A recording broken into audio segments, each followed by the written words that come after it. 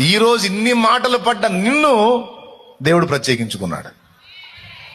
ఏ నోళ్ళైతే నిన్ను అలా సణిగినయో, గొణిగినయో, తృణీకరించినయో, దూషించినయో, ఎగతాళి చేసినాయో, అయ్యే నోళ్ళు నిన్ను ప్రశంసించేటట్టు నా దేవుడు చేస్తాడు.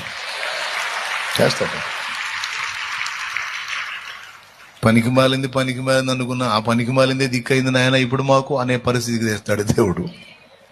పనికి మాలోడు అనుకున్నాను, ఆ పనికి మాలోడే దిక్కయ్యాడు ఇప్పుడు మాకు నాయన స్తోత్రం అనుకునేటట్టు చేస్తాడు ఆయన.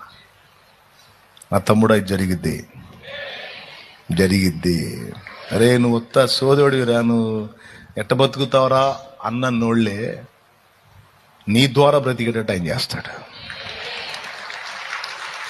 నువ్వు అనుకోవు, నీ వాళ్ళు అనుకోరు. దావీదు టైపే.